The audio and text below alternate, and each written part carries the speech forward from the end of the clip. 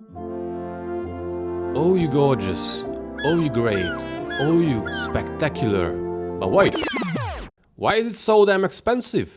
Prices are soaring worldwide, and London is no exception. Is there a way to explore this iconic city without breaking the bank? Well, join us in today's episode as we head into the heart of London and take on the challenge of seeing it on a budget. How much is it really cost to explore London in 2025? Stick around till the end of the video to find out.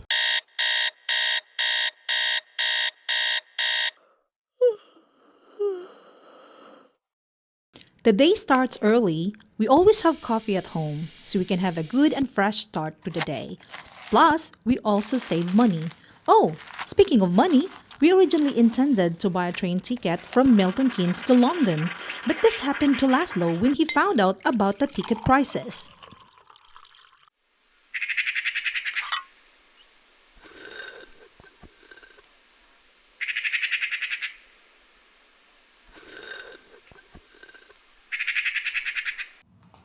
So wait a minute now.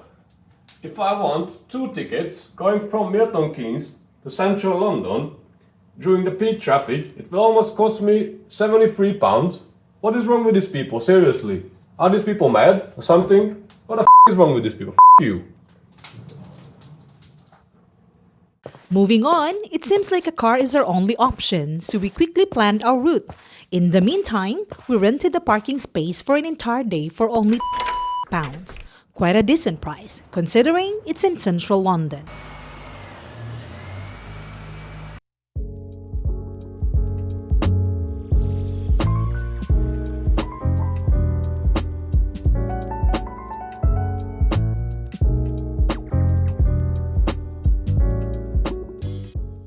So guys, we arrived to the parking space and I'll show you what we got for £25, okay?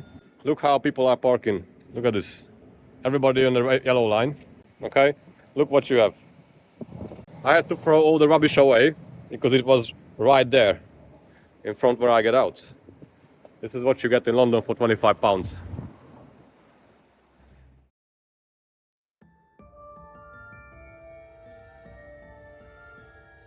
This is the famous King's Cross station, and it might be familiar to some of you, especially if you are a big Harry Potter fan. Remember the iconic scene from the Philosopher's Stone with platform 9 3/4? Well, I'm glad to tell you that you can visit this iconic scene here at King's Cross station. Although running towards the wall is not advised, you are free to take pictures. Besides platform 9 3/4, there's a Harry Potter themed shop where you can try all the beloved snacks from the movies. The shop is open from 8 a.m. to 10 p.m. Monday through Saturday, and from 9 a.m. to 8 p.m. on Sundays. We decided to give it a try and buy a chocolate frog, which, by the way, cost almost £10. Wow!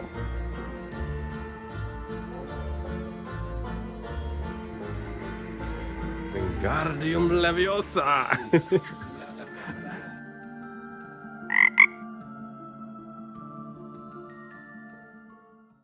The time is short, we need to move on, as there are plenty of things to do. We woke up early, now it's time to eat something. Luckily, Chinatown is just about to open. The easiest way to get to Chinatown from King's Cross is to take the tube and hop off at Leicester Square stop.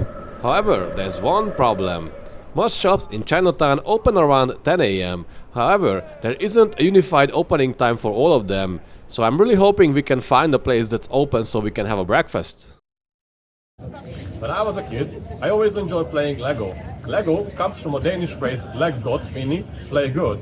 And guess what guys, when I first moved abroad, I landed in a town called Billund. And this is where Lego comes from. Let's get inside, yeah? We encourage everyone to visit this Lego store. There's no admission fee, yet you can admire the amazing Lego creations. The store is open from 10 a.m. to 10 p.m. Monday through Saturday, and from 12 p.m. to 6 p.m. on Sundays.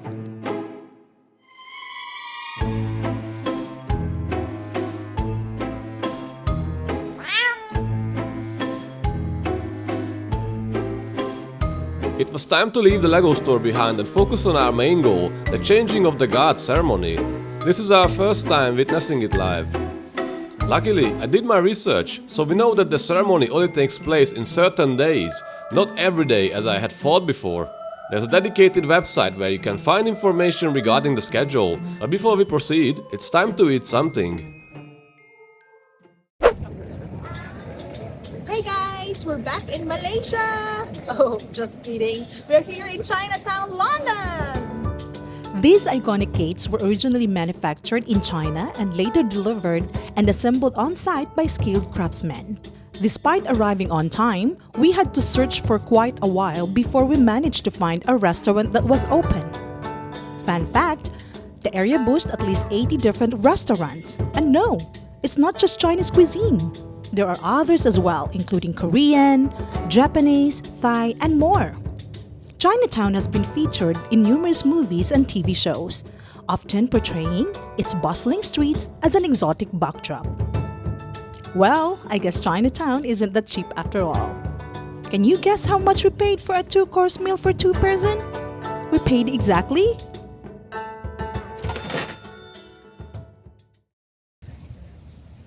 Our original plan was to come to Buckingham Palace by 11 o'clock to witness the change of guards. However, we spent way too much time in Chinatown and therefore we missed that. However, as of right now, we are standing on the land where Buckingham Palace stands. And if you guys look around, it's a public park, completely free of charge for everybody who wants to visit. And we got the lovely Buckingham Palace right beside us. I know it's surprising, but there are 775 rooms in Buckingham Palace. It's practically a small city. This number includes 52 royal and guest bedrooms, 19 staterooms, 92 offices, and 78 bathrooms. If you see the royal standard flag flying, it means the king is in residence. However, if the Union Jack is flying, it indicates the monarch is not at home. What an interesting piece of history, isn't it? The Westminster Abbey is a true cornerstone of the British history. Every British monarch has been crowned here since 1066, spanning nearly a millennium. Additionally, 17 royal weddings have taken place in the Abbey, including the wedding of Prince William and Kate Middleton in 2011. The Abbey is a burial site for over 3,300 people, including monarchs, poets, scientists, and military leaders. Despite common misconceptions, it is not a cathedral. Instead, it is classified as a royal peculiar, meaning it falls under the direct jurisdiction of the monarch rather than a bishop. This unique status sets it apart from other churches in the UK.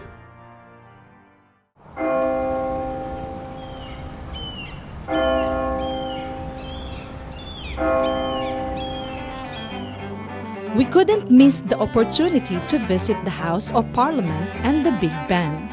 Like Westminster Abbey, the Elizabeth Tower became part of the UNESCO World Heritage Site in 1987. Recognizing its historical and architectural significance, Big Ben actually refers to the massive 13.5-ton bell within the Elizabeth Tower, a name that only became official in 2012 to celebrate Queen Elizabeth II's Diamond Jubilee. Designed by Augustus Pugin, the clock was once the world's largest and most accurate 4-phase striking clock. Its famous chimes, broadcast worldwide, remain an enduring symbol of British identity.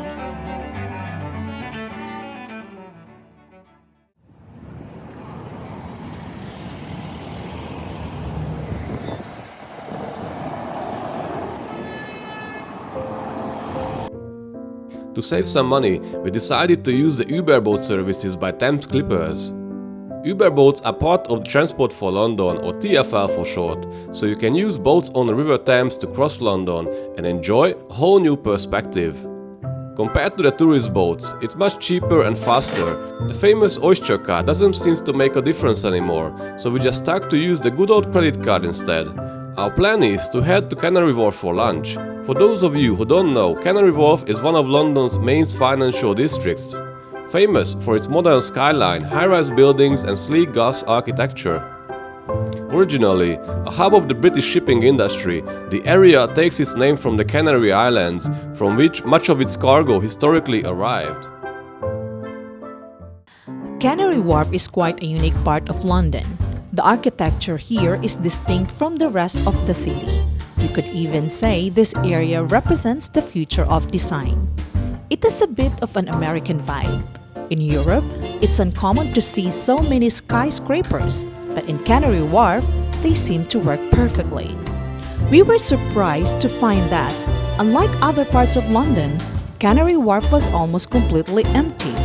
As Lazlo mentioned earlier, it's the financial center of London, so everyone was likely at work when we arrived.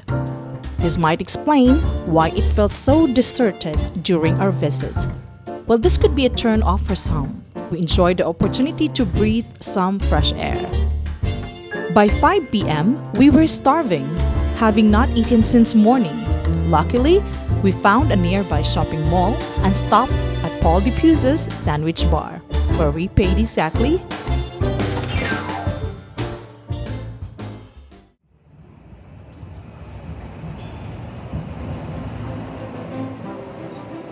The sun is about to go down soon, so we are in a race against time to reach all the places we wanted to visit. Since we can't spend much time at each location, we are heading straight to St. Paul's Cathedral, hoping to capture some video before the night falls. St. Paul has an incredible history, with the 5th cathedral built on this site, with the earlier versions dating back to 604 AD. The current St. Paul's, designed by Sir Christopher Wren, was completed in 1710 after the Great Fire of London destroyed its predecessor. Its iconic dome, one of the largest in the world, survived heavy bombings during World War II, standing as a symbol of resilience for Londoners.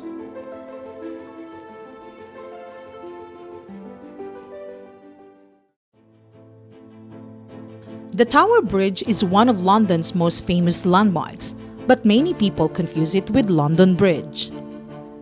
The confusion likely comes from the name London Bridge, which has been used for several historic crossings over the River Thames in central London since Roman times.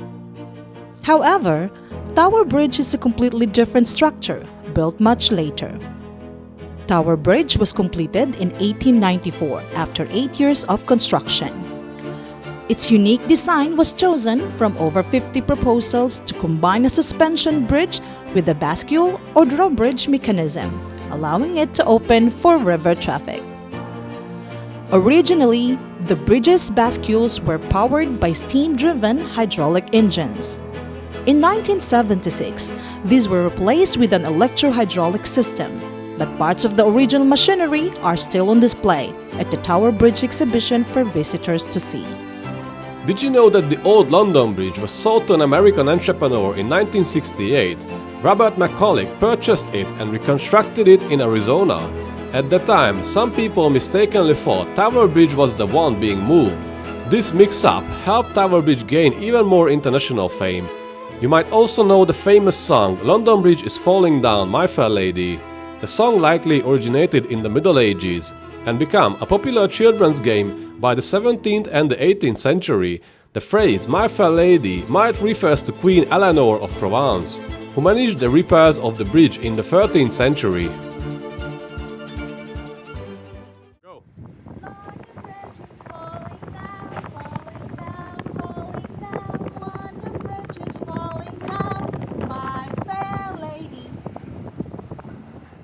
Wow, what an incredible day, but as always, all good things must come to an end.